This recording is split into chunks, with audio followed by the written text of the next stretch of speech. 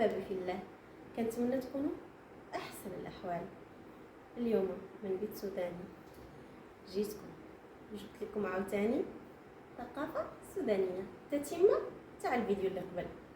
جبت لكم كيفاش كيعملوا البخور ديال العروس، والبخور الخاص ديال البخور، والريحة كما تيقولوا هما الريحة ديال العروس والبخور ديال العروس، والتجهيزات ديالو من الاول حتى الاخر.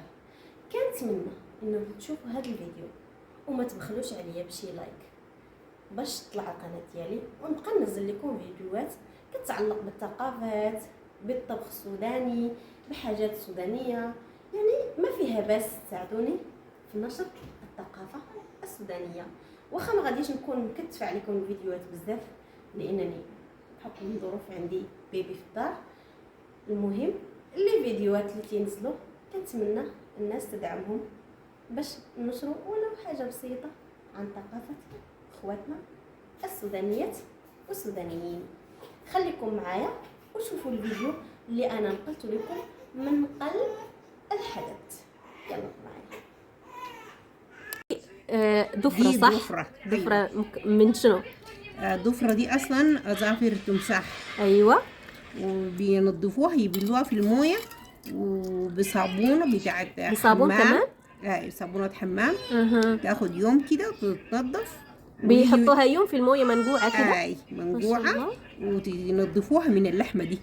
أها. أيوة، من اللحمة دي. ضفرة شايفاها؟ تمساح. ودي بيسووا بيها شنو؟ بيسووا بيها الخمرة السودانية. ما شاء الله.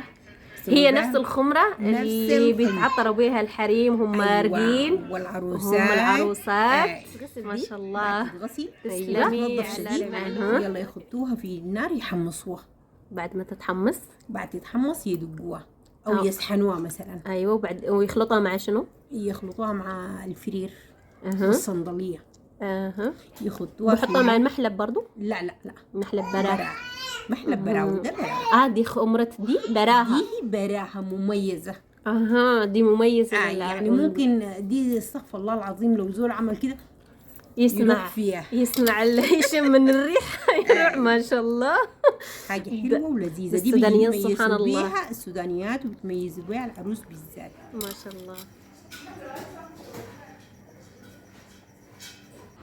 وهذه واحد القشور ديال حشره حتى هي كيجيبوها من البحر، كتطلع برا الشمس كتشمس في جنب البحر اكثر من القشور ديالها، وما تيلموهم وكيجيو بحال هكا ثم تيحمروهم، يغسلوهم وتيسلقوهم وتيحمروهم وكيديروا منهم البخور، كيطحنوهم وتيديروهم بحال الشكل تاع البودره على داك العواد. انا من بعد غنوريهم لكم غتشوفوهم في الاخر.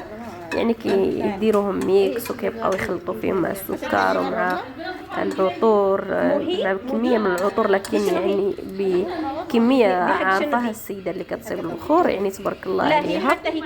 يعني ماشي هادشي كتصايب عشوائي، يعني كيتصايب بالعقل وبلا دوزات، يعني ماشي حاجه عشوائيه بحال هكا. يعني كتجيب بالكميه اللي هي كتكون عارفه كيفاش غادي تصايبها. يعني هنا في السودان عندهم حاجات غريبه، ولكن في الاخر في الاول كتشوفها غريبه وشي حاجه ديال الجنان، ولكن في الاخر ملي كيصيبوا منها شي حاجات خطيرين. يعني كتبهرك الريحه ديالهم، كتقولي ما يمكنش هاد القشور وهاد يعني كيفاش كيكونوا، كيفاش كيطحنوا، كيفاش من بعد كطلع منهم واحد الريحه زوينه، ومن بعد كيصيبوا منهم واحد الحاجات يعني راقين جدا. وهادو يعني كيصيبوا بالاخص العروسه، لان العروسه هي اللي يعني كتكون تعطر بهاد الاشياء اللي هي عندهم هما، يعني كتعب في الاول، يعني كيصيبوا خصك تحمر، اما كيصبوا عليها الرمله باش غادي تقلا ما تحرقش، يعني تقلاو على الخفيف، يعني بحال حنا ما كنحمروا الكاوكاو. ومن بعد راه غادي يطحنها وغادي يدقها. وهذا نتوما معنا حتى الاخر. ترجمت علينا بحجرات وخلاص. حيوانات بحرية. حيوانات بحرية وبيطلعوا منها الحاجة دي. تطلع براها بتنفضها في الرمل لغاية ما تتحمس تصير بنية. صارت تتحمس شوي تنشف. شفتيها؟ يلا صوتك. اللون صار ذهبي. سامعة بتطيب. خلاص الحين نجضت. بتدقيه بالمدق السحان ولا شي تسموه هذاك اللي بتدقوا فيه؟ فندق. بتدقها بالفندق. بتدق حاسه شكلها انها صلب. دقة كمان.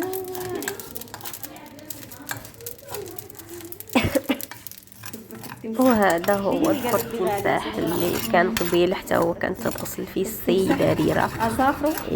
ومن بعد هو كيحمروه في الرمل بحال هكا وكيسحنوه، وحتى هو كيدار في العطور ويحطوا عليه عطورات والحاجات. يعني هي صايبوا بزاف ديال العطورات، كيصايبوا تقريبا شي 5 عطورات بحال هكا نيه.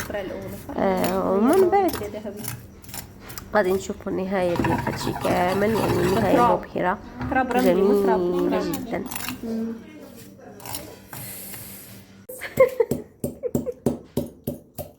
تلقى نفسك في المغرب. ده البخور. ده بخور شو اسمي هذا؟ زي حق مساحي. محل مساحي. ايش؟ ده بخور شاورما. بخور شاورما والله. ايوه الله يعلم. بخور شاورما. ده شنو؟ ده عنفر. ده بخور عنفر. والله اول مره اعرف. ده بخور عنفر. شاورما ده؟ والله ده بخور احنا ما كنا شاورما. نعمل المره دي ما شاء الله. ما شاء الله. سمح. صغار زي ده شو اسمه؟ اللي في الحله. ده صندل بخور. ده اغلى حاجه في الحاجه كلها. الروايح انواع.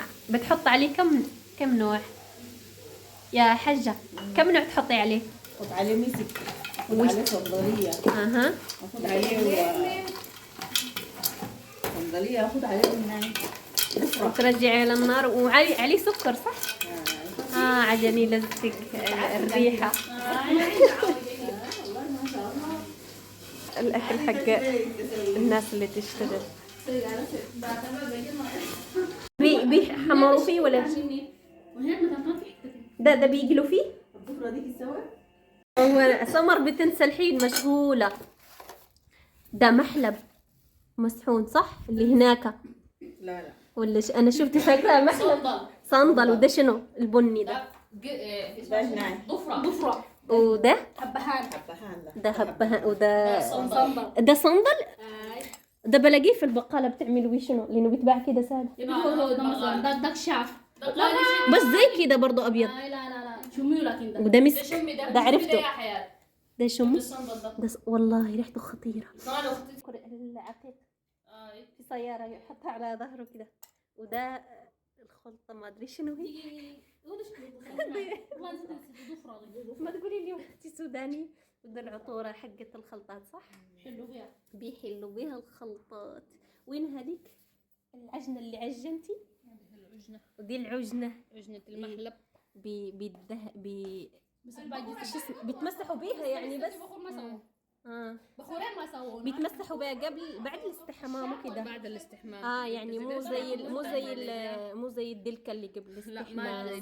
دي بتاعت النظافة، دي بتاعت دي التعطير. وهذا قماش ديال الجسم، قماش تعطيري ماشي قماش ديال النظافه، حيت كاين واحد كيديروه ديال النظافه وواحد كيديروه ديال. وهنا السيده كتعمر داكشي اللي طحنات في القراعين باش غادي تضيف عليهم دوك العطورات ديالهم السودانيه باش غادي يولي خلطه سودانيه 100%. وغادي تخليهم تما كيتخمروا. النهار اللي تكون غادا العروسه لدارها كيجمعوا لها مع العتاد ديالها ومع الدفوع ديالها وكيديوهم. وهانتوما معايا حتى الاخر وغتشوفوا العطوره ديالها.